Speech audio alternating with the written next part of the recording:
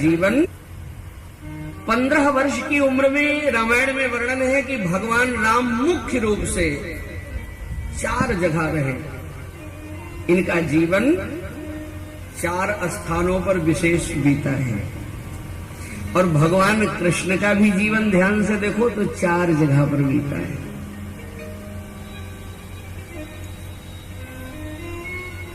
चार वर्ष तक भगवान कृष्ण गोकुल में रहे।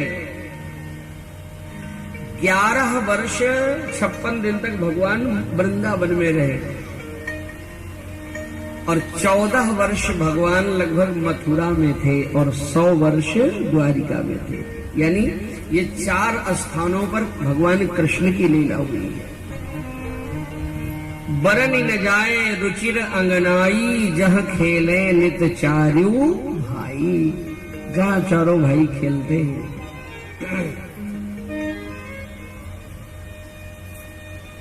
भगवान राम इस धरती पर लगभग 15,000 वर्ष रहे वाल्मीकि रामायण के अनुसार, और भगवान कृष्ण इस धरती पर लगभग 125 वर्ष रहे। पर एक बात जरा विशेषता देखो, 15 वर्ष की उम्र में रामायण में वर्णन है कि भगवान राम मुख्य रूप से 4 जगह रहे। इनका जीवन 4 स्थानों पर विशेष बीता है। और भगवान कृष्ण का भी जीवन ध्यान से देखो तो 4 जगह पर बीता है।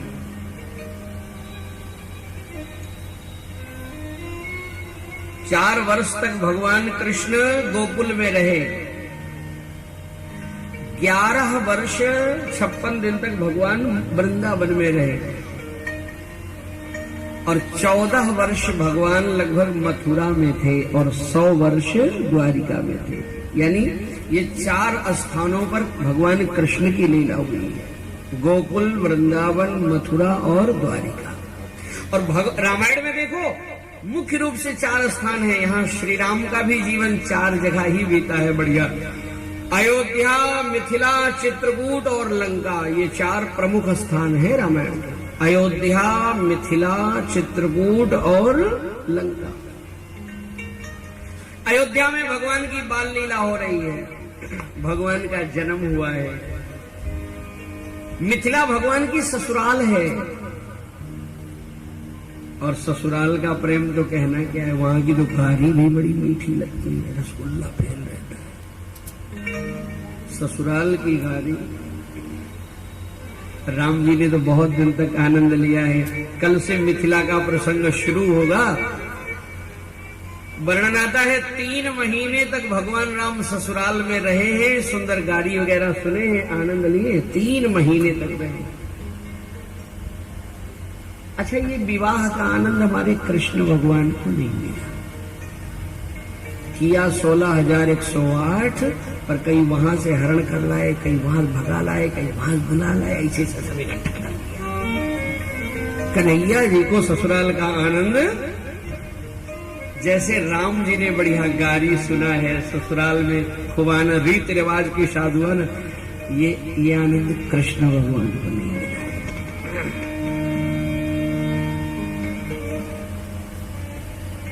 अच्छा, कलयुग की ससुराल तो कहना क्या है। गोस्वामी जी कहते हैं, सुत मान ही मातु पिता तबलो, अवलानन दीख नहीं जब लो।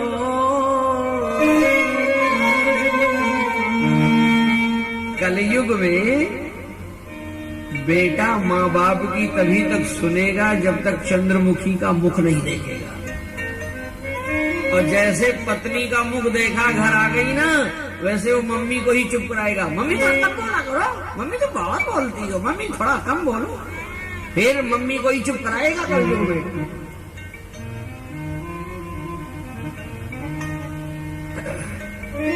अच्छा, एक बात और है। कलयुग में भागवत में वर्णन आया है, तरुणी प्रहुतागे है शाल को बुद्धिदाय का, घर में पत्नी का बोलबाला रहेगा। तरुणी प्रहुतागे है।